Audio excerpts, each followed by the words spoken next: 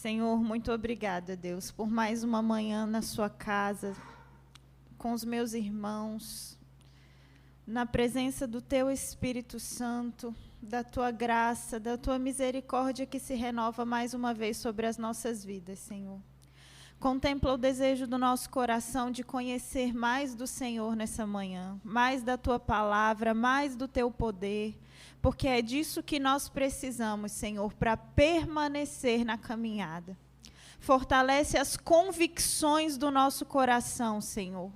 E a despeito das nossas emoções, a despeito das circunstâncias, que a nossa fé seja essa âncora firme que nos mantém, Senhor, no teu caminho, na tua presença, fazendo a tua vontade, perseverando até o fim. Que esse seja o poder da tua palavra na minha vida, na vida dos meus irmãos, na vida da tua igreja, Senhor, nos fazendo caminhar na tua direção, na tua vontade, te obedecendo e te amando, Senhor. Se revela para nós mais uma vez. Abre os nossos corações, o nosso entendimento. Vem falar conosco. Nós te convidamos, Espírito Santo. Fala aos nossos corações. Traz a revelação do Espírito nessa manhã para cada um de nós mais uma vez, Senhor, em nome de Jesus. Amém. Então, hoje nós vamos continuar em Êxodo. Nós terminamos o estudo de Gênesis. E como nós sabemos, essa divisão em livros, capítulos, versículos, ela é uma coisa recente, né? Então, o que nós vamos continuar aqui no livro de Êxodo, para que nós tivéssemos a certeza de que é uma continuação, no original o livro começa assim: E estes são, pois, os nomes dos filhos de Israel. Então, o povo judeu, quando vai estudar os livros, eles começam sempre, eles nomeiam o livro pela primeira palavra. E aqui, no caso, a primeira palavra é E, numa clara referência de que nós estamos continuando a história de Gênesis. Ela está aqui colocando um novo panorama, um início de uma história, mas completamente ligada ao estudo que a gente já fez em Gênesis. Isso é uma continuação, que isso precisa ficar bem claro. E para a gente continuar hoje, mais do que a gente aprofundar no texto, a minha ideia é que a gente refaça o panorama. Porque eu não sei vocês, mas no estudo de Gênesis, para mim, o que foi mais importante foi o panorama que a gente conseguiu construir aqui. Porque, na verdade, as historinhas, eu acho que a gente já até sabia, né? Jacó, Isaac, Abraão, aquela coisa básica, todo mundo já sabia. Mas nós conseguimos, com a graça de Deus, construir um plano de fundo que, pelo menos para mim, mudou a minha forma de ler toda a Bíblia. Mudou a minha forma de me relacionar com a palavra de Deus. Eu consigo hoje ler tudo que eu leio com essa referência de Gênesis tendo feito toda a diferença para mim. E eu creio que no estudo do Êxodo, que a gente vai continuar, esse plano de fundo continua sendo algo muito importante para a gente ter, para a gente se guiar. Porque muito mais do que conhecer os personagens e as historinhas, a gente está aqui para conhecer o plano de Deus para a humanidade. A gente está aqui para conhecer a revelação de Deus para o mundo. E aqui, o livro de Êxodo, especificamente, ele vai falar muito sobre isso. A gente vai dividir aqui, então, esse panorama em 3 partes principais, que vai ser a libertação do povo, a revelação da palavra, quando o Senhor manda Moisés escrever, e a terceira vai ser a construção do tabernáculo. Então, vamos pensar num macro, assim, com esses 3 pontos. E essa continuação de Gênesis, onde é que a gente está? Vamos fazer uma mini recapitulação. No livro de Gênesis, nós vimos criação, queda, e o plano de redenção do Senhor para a humanidade. Nós já vimos que o Senhor escolheu a família de Abraão, de Isaque e de Jacó para formar um povo e revelar o plano dele para a humanidade. E aqui a gente está estudando a história desse povo já há algum tempo. Aqui, novamente, nós vamos nos deter a estudar como o Senhor escolheu se relacionar com esse povo. Outro aspecto importante que a gente pode ver aqui é o seguinte: a gente viu Deus se relacionar pessoalmente com Abraão, não viu? Deus foi lá, escolheu Abraão, falou com ele. A gente viu Deus se relacionar pessoalmente com Isaque. Deus se revelou a Isaque. Vimos Deus se revelar pessoalmente a Jacó, não vimos? Deus foi lá e falou com Jacó. Aqui no livro de Êxodo, a gente vai ver especificamente Deus se relacionando com um povo. Não é mais o relacionamento um para um, quando Deus vai chamando um, quando Deus vai falando com outro. Aqui a gente começa a ver essa história de povo. E isso fala muito para mim acerca de como Deus ele se relaciona, sim, individualmente com cada um de nós, e se relaciona, sim, conosco enquanto povo de Deus. Aqui era a família de Jacó, o povo de Israel. E hoje nós somos o quê? Nós somos o povo de Deus. E existe um relacionamento de Deus pessoal, comigo e com você, e existe um relacionamento de Deus com o seu povo. E nós não podemos perder nenhuma dessas duas perspectivas. A gente não pode se relacionar com Deus somente como sendo povo, igreja, e nem só individualmente. O Senhor escolheu se relacionar conosco dessas duas formas. O que a gente vai ver aqui também é o cumprimento da promessa, mais uma vez, de como essa palavra é digna de confiança. O que Deus disse que faria, aqui ele está cumprindo. As promessas que ele fez, aqui as coisas estão acontecendo conforme ele disse que aconteceria. Um povo chamado para caminhar segundo a regra de Deus, segundo o caminho de Deus, e ser bênção, e ser luz para todos os povos. O Senhor estava escolhendo um povo para dizer assim: vocês são meu povo e vocês vão me revelar para o mundo. São vocês que vão contar para o mundo quem eu sou. Eu escolhi vocês. E aqui outra coisa interessante da gente notar é como Deus escolhe uma pessoa, um povo, para revelar quem ele é e o que ele quer. Para mim, não faz muito sentido. Se a gente pensar, inclusive, quem são essas pessoas, que proeminência elas têm. Se a gente fosse pensar na nossa sociedade de hoje, seria mais fácil Deus escolher, vamos supor, escolhe a Madonna, que junta 1,5 milhão de pessoas, né, no show, e aí conta para todo mundo, não vai ser muito mais fácil? Aí ele escolhe o Zezinho da esquina.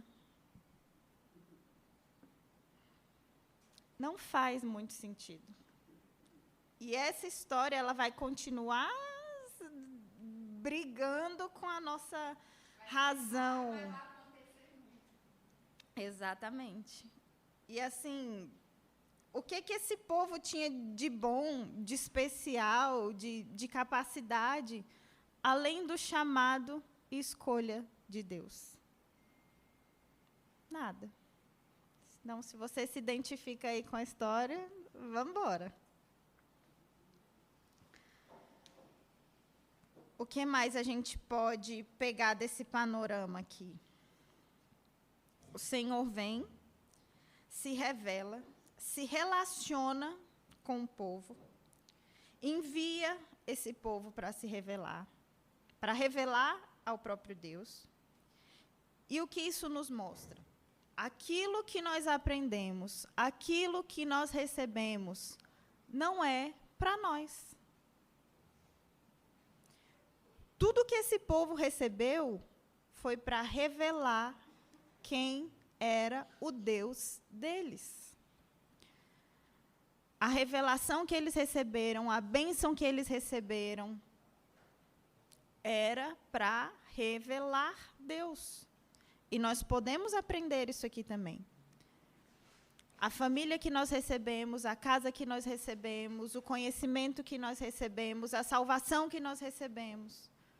A gente não merece nada do que a gente tem.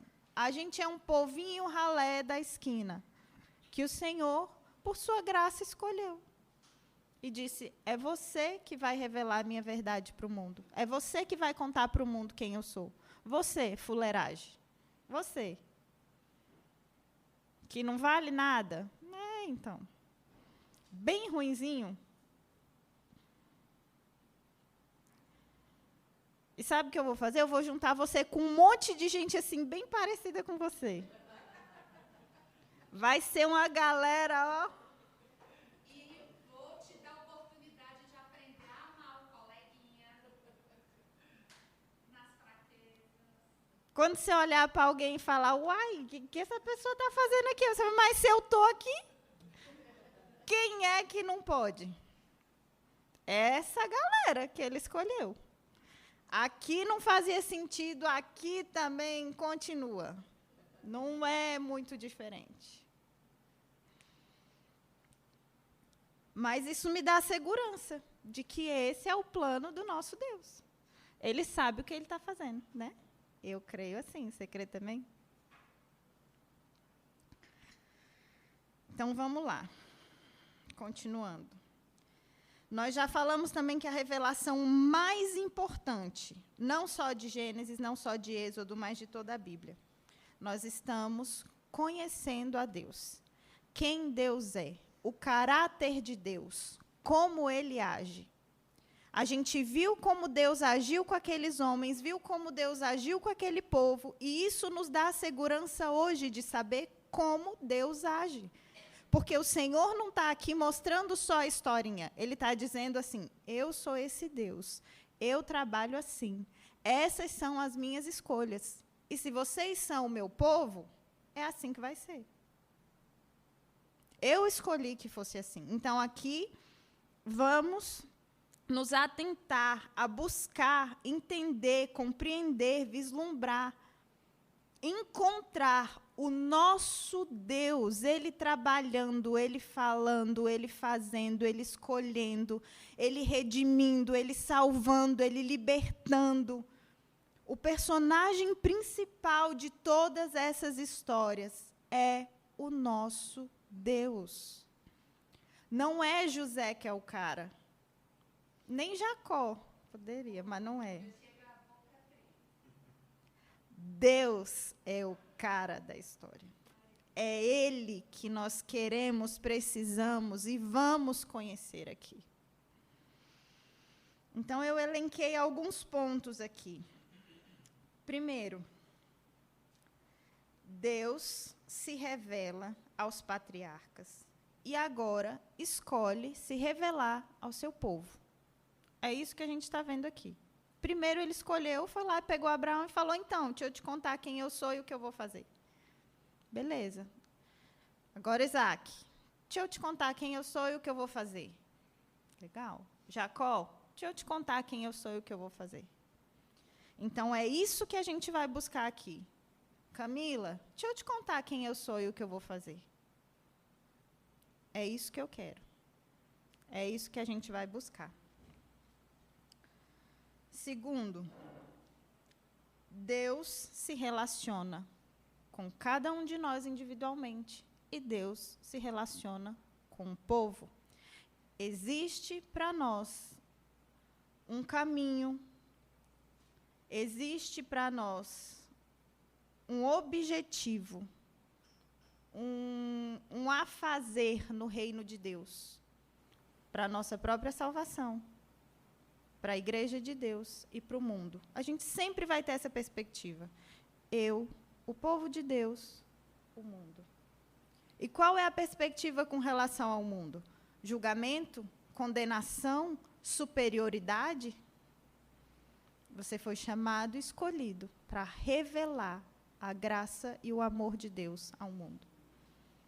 Assim como você não merece, o mundo também não. Mas assim como você recebeu, conheceu, é isso o que nós queremos, viver e fazer. A nossa vida tem que ser para isso. Tem uma música do Oficina G3 que eu gosto muito, que ele diz assim: não nos deixe viver nessa terra sem viver a tua história, Senhor. Não nos deixe.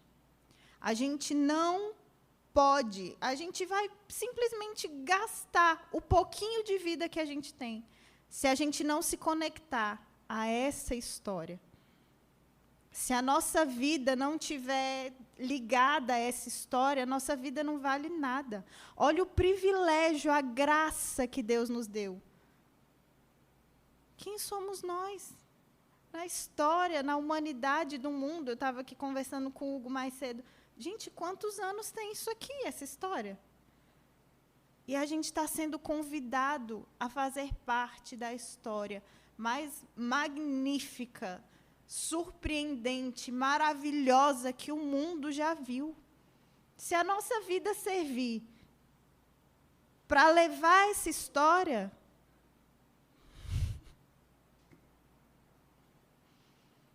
não existe nada, nada mais poderoso e mais precioso que a gente possa fazer na vida. Não existe. Pensa em alguém que conseguiu um grande feito na humanidade. Em poucos anos, essa história não. Fazer parte dessa história, fazer parte do que Deus começou a fazer desde Abraão, e falou: você pode fazer parte disso, eu estou te chamando para fazer parte dessa história. Isso é maravilhoso demais. É incrível, sei lá. Essa é a história do Deus criador do universo. A gente viu isso muitas vezes em Gênesis, e Deus vai provar isso várias vezes em Êxodo. Sabe o sol? Então, sou eu que ligo e desligo. Sabe os animais aí no Nilo? Então, sou eu que dou vida e tiro. Sabe o vento? Sou eu que mando ir e voltar. Sabe a vida? Sou eu que mando parar, sou eu que mando continuar. Sabe esse mar? Eu que mando abrir e fechar. Sabe esses gafanhotos? Sabe essa lavoura? Sabe essa agricultura maravilhosa que vocês têm? Se eu quiser, tem. Se eu não quiser, não tem.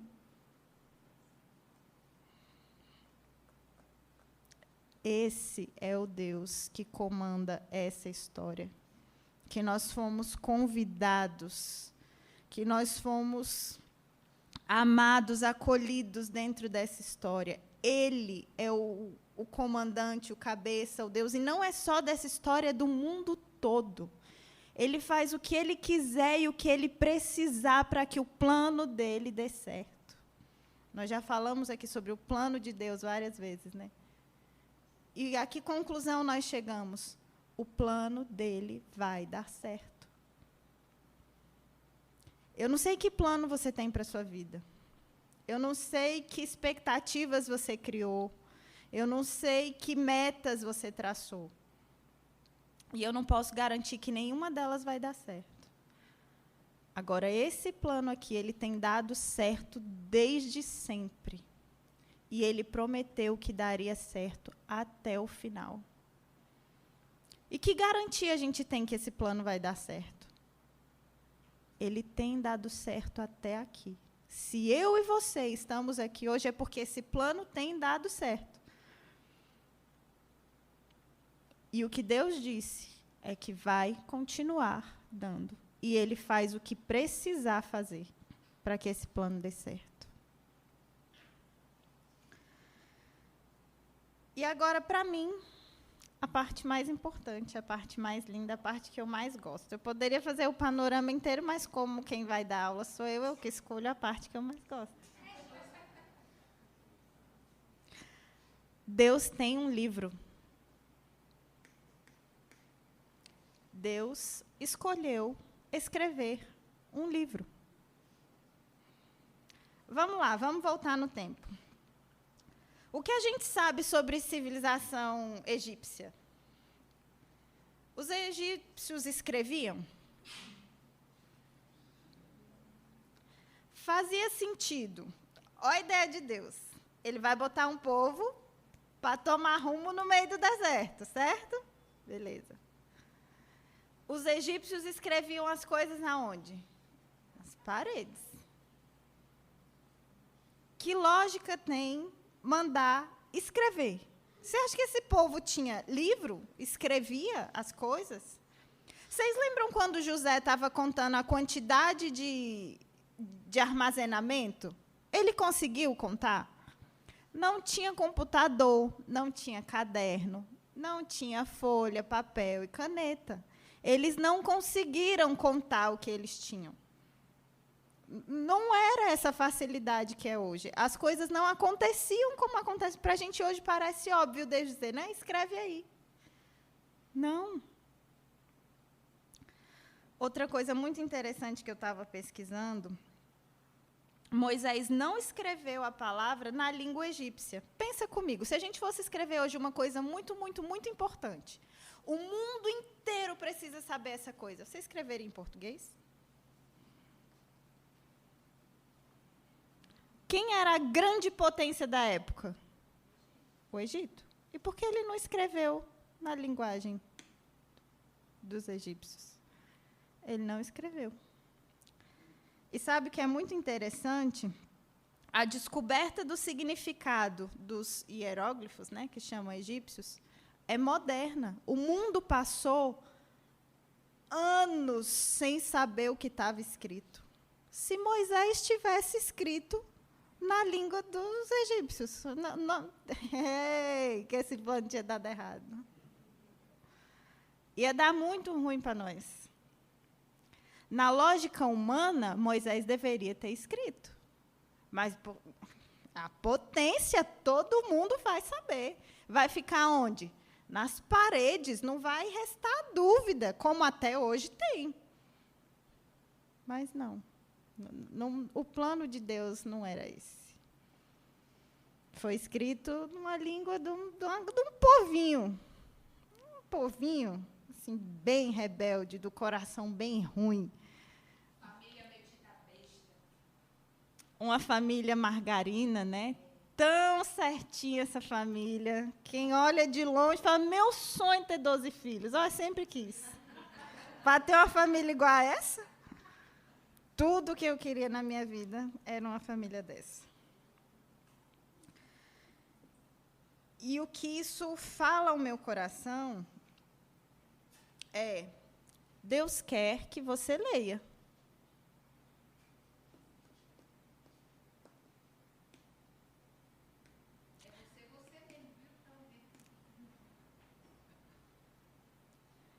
A gente estava conversando ontem, né, Renata, que a gente pode ouvir 1000 pregações, e é muito bom, eu não sei vocês, mas tem época na minha vida que se eu não ouvir uma de manhã, uma de tarde, uma de noite, eu largo tudo. Eu não largo tudo porque eu não tenho nada, mas mas a vontade é desistir. De quê? Não sei, mas, entendeu? Tem que ouvir pregação o dia inteiro para ver se muda, Jesus, uma coisa. Mas a minha relação com Deus, ela mudou completamente quando a minha relação com a palavra de Deus mudou. E eu entendi isso. Deus quer que eu leia. Deus quer que você leia. Quando a gente vai ver Moisés escrevendo, é Deus claramente que diz para ele, escreva. Deus escolheu se relacionar com seu povo e tem como instrumento o livro. Podia ser outra coisa? Podia ser um drone, um megafone, uma lâmpada mágica. ele escolheu o quê? Um livro.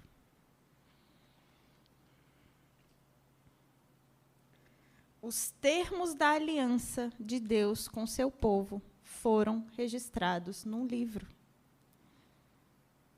Você compra uma casa sem um contrato? Você vai para um emprego sem um contrato? Até um casamento não tem um contrato? O nosso relacionamento, a nossa aliança com Deus tem um contrato. E a gente não conhece esse contrato. A gente deliberadamente escolhe não conhecer esse contrato. A gente prefere criar um Deus na nossa cabeça, ao invés de conhecer a revelação de Deus sobre Ele mesmo. Quem aqui faz isso com frequência? Eu. A gente estava falando hoje de manhã, né, Hugo, sobre as mentiras que a gente acredita. Às vezes alguém vai e fala uma besteira mesmo, e a gente acredita porque a gente não conhece. Mas as piores mentiras que eu acreditei não foi ninguém que me contou, fui eu mesma que inventei. Da onde? Da minha necessidade de que fosse. Porque eu queria que Deus fosse de um jeito que Ele não é. E eu queria me relacionar com um Deus que eu criei, ao invés do Deus que está aqui revelado. Como Ele é, como Ele age, qual é o plano dEle, quais são os termos da aliança. Está tudo aqui. Mas eu escolhi criar. E aí eu me decepciono com aquilo que eu criei e eu boto a culpa em Deus. Sou só eu que faço isso?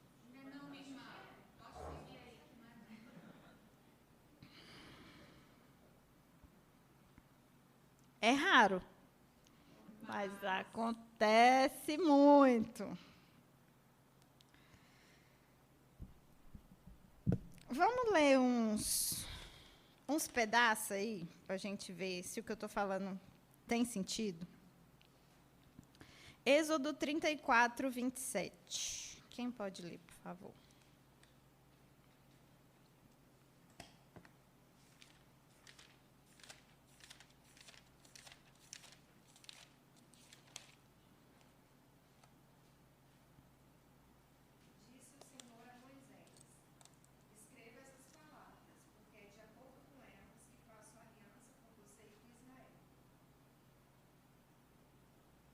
Está vendo?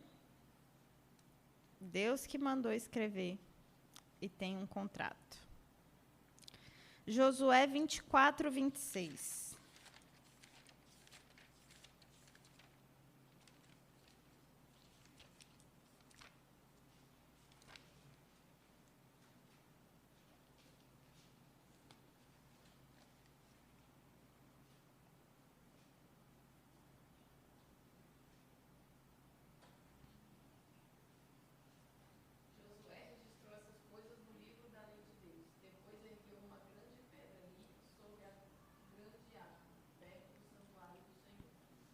Depois de Moisés, o que aconteceu? Josué foi lá e,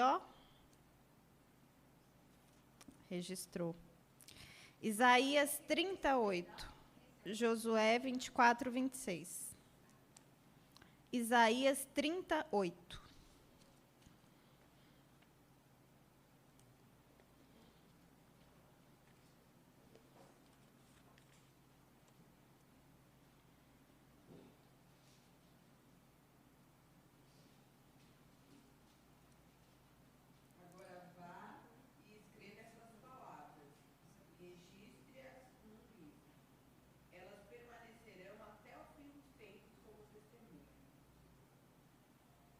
Primeira Samuel 10, 25.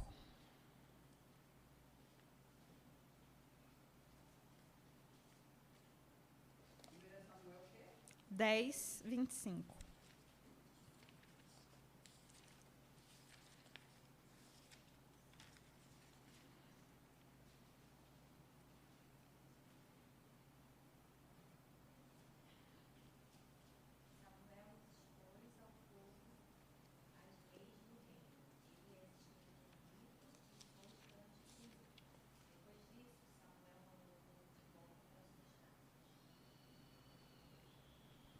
Jeremias 30, 1 e 2.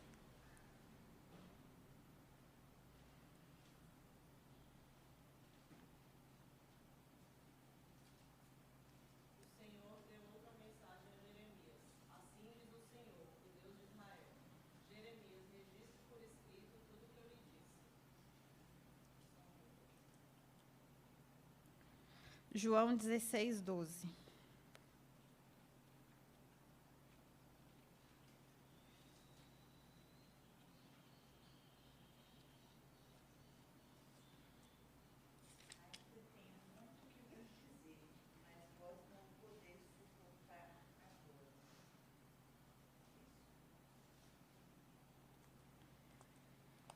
Nós falávamos também aqui ontem na consagração. A nossa caminhada com Deus não é uma corrida de 100 metros. É uma maratona. Nós vamos levar a vida inteira para entender o que a gente precisa entender. Nós vamos ler esse livro a nossa vida inteira. Deus escolheu se relacionar conosco por meio desse livro. Nós vivemos hoje numa sociedade que tem, por característica, as coisas rápidas e fáceis, não é?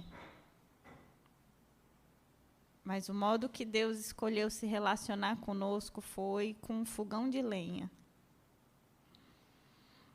Vai ser devagarzinho, vai ser aos poucos. Ele quer todo dia. Eu estou lendo a Bíblia toda pela 3ª vez.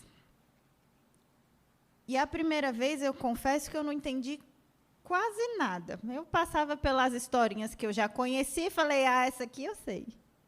Passava pelas que eu não conhecia e falei, tá. Da segunda vez, aquilo começou a mudar a minha vida. Eu já conhecia a historinha, aí eu comecei a entender o que queria dizer a historinha. Eu falei, chocada. Chocada. É um processo que exige tempo e esforço. O Hugo já falou aqui uma vez para a gente também. As primeiras escolas dominicais, elas aconteciam, não eram igual a gente faz hoje, assim, vamos estudar a Bíblia.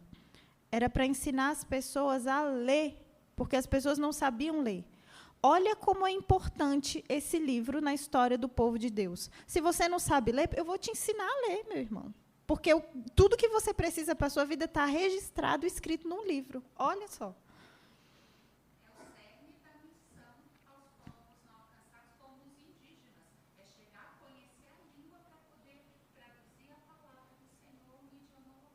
Até hoje.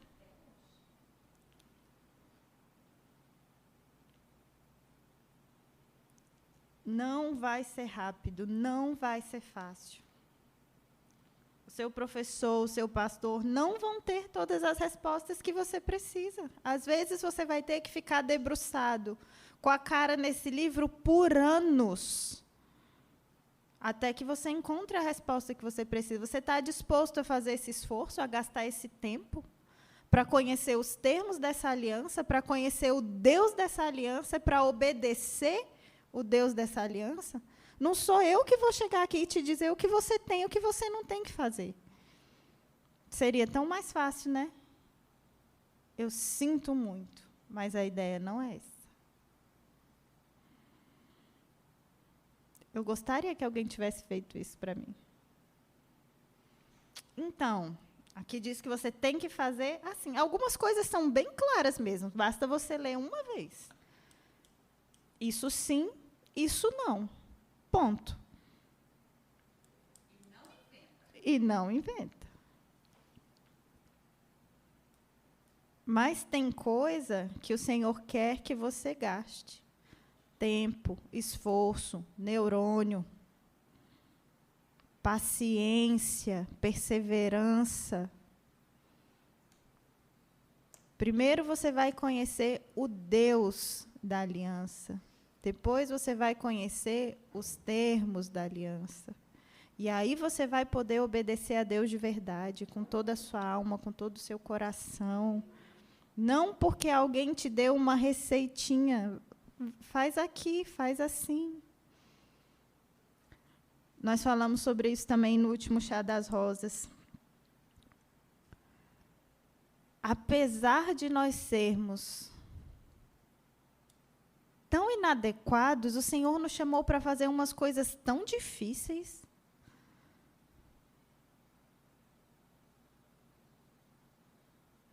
São coisas bem difíceis que Ele chamou a gente para fazer. Mas o mais maravilhoso disso tudo é que Ele nos deu o Espírito para que a gente pudesse fazer. Porque se fosse simplesmente conhecer o livro, tem gente que nem acredita em Deus e conhece muito melhor que a gente.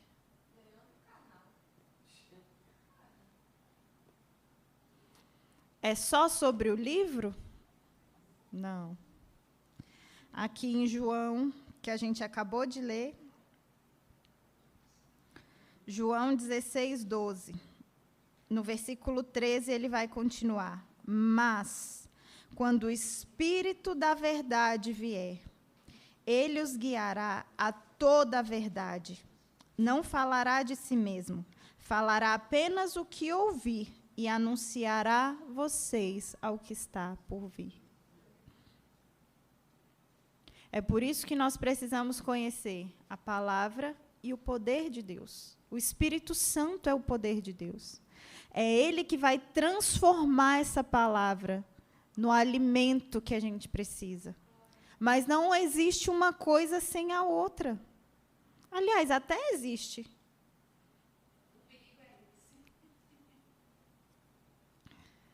Até existe. Mas esse Deus que escolheu se revelar ao seu povo por meio de um livro, no poder do seu próprio Espírito, esse é o plano dele para nós. E a gente estar junto é para a gente conseguir chegar do outro lado. É difícil para mim, é difícil para você. E vai ser porque conhecer a palavra de Deus é uma batalha espiritual. Disso aqui depende a salvação da nossa alma, disso aqui depende a redenção do mundo. Você acha que o capeta não está endemoniado para que a gente não leia nada, não saiba de nada? Crie os deuses que a gente quiser na nossa cabeça? Tá. Muitas vezes essa palavra ela vai nos ferir, nos confrontar, nos dizer, eu não sei vocês, mas tem dia que eu leio isso aqui me tremendo todinha. Eu não quero, não. Não quero. Senhor, eu vou ler um versículo hoje, para não ficar na desobediência.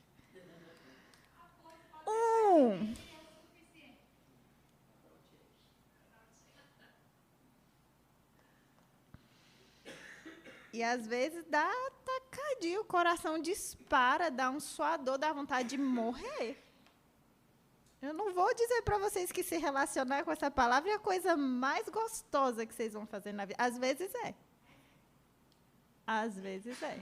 Às vezes é a coisa mais sensacional e maravilhosa e parece que você está no céu, você não quer voltar. Mas tem dia que parece que você está preso no inferno. Você fala, não é possível. Mas não desiste, não. As duas coisas fazem parte. Já que é para falar verdades, vamos falar verdades.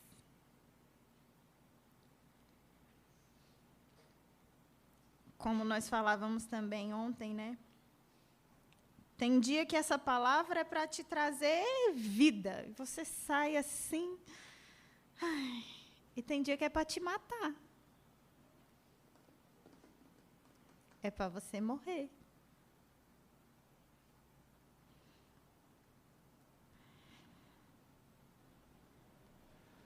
E a verdade é que as duas coisas vão te trazer vida, tá?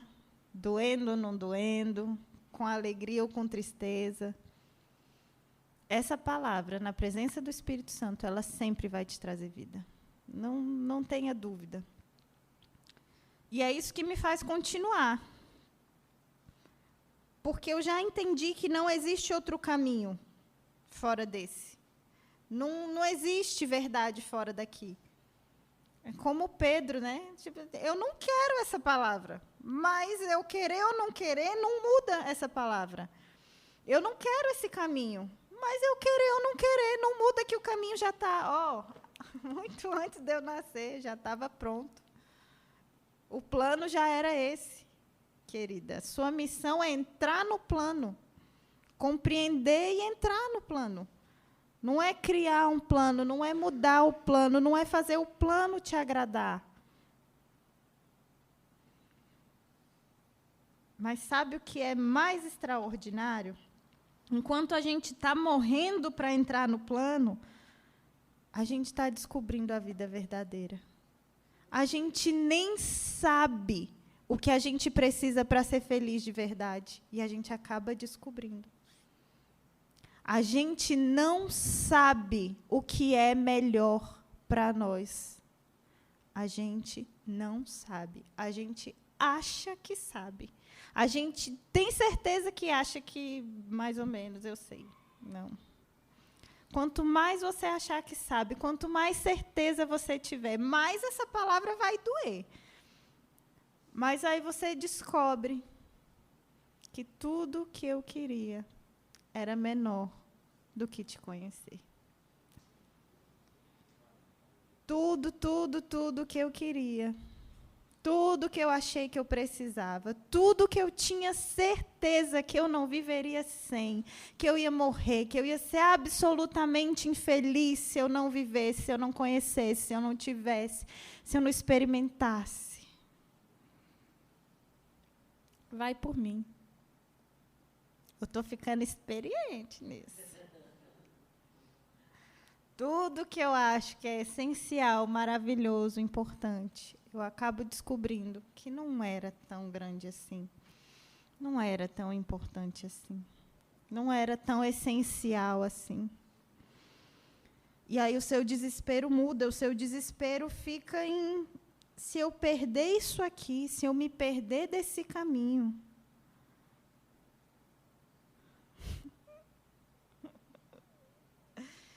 chega a dar uma dor no estômago, um embrulho. Quantas pessoas você conhece que talvez tenham conhecido e amado essa palavra? Compartilhado, ensinado. Extremamente usado. Poderosamente usado. E se perdeu dela. Esse hoje é o maior terror da minha vida. A coisa que eu tenho mais pânico de imaginar. Mas eu sei que eu não estou imune. Eu sei que não é impossível de acontecer. Eu não tenho garantia nenhuma de que amanhã, de que domingo que vem, eu vou continuar crendo em tudo que eu estou falando aqui. A verdade é maior do que eu. Ainda que eu desista dela, hoje eu tenho certeza que o que eu estou falando é verdade. É desesperador pensar isso, mas isso é algo que a gente precisa buscar. Permanecer nessa verdade. Conhecer essa verdade, permanecer. Perseverar até o fim. E encontrar o meu Senhor dizendo: o plano deu certo. De novo, eu falei que ia dar certo, eu não te disse que ia dar certo. Então, que esse seja o meu plano, que esse seja o seu plano, que esse seja o nosso plano, que nós possamos perseverar juntos, conhecendo, amando essa palavra, vivendo por ela, para que a gente chegue até o final do plano. Para terminar, vamos ler Apocalipse 1:9.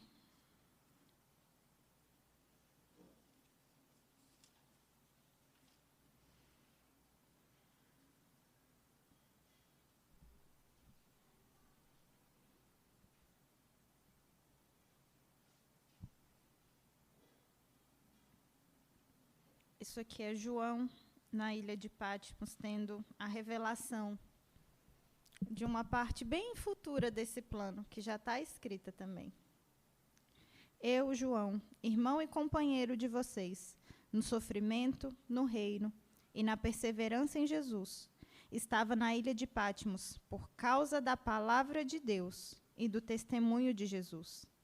No dia do Senhor, achei-me no Espírito e ouvi por trás de mim uma voz forte, como de trombeta, que dizia: escreva num livro o que você vê e envie às 7 igrejas. Então, até o final do plano, o que está escrito é o que vale. O Senhor registrou os termos da aliança dele. E que nós possamos gastar a nossa vida em conhecer a esse Deus, os termos dessa aliança, e perseverar nela até o fim.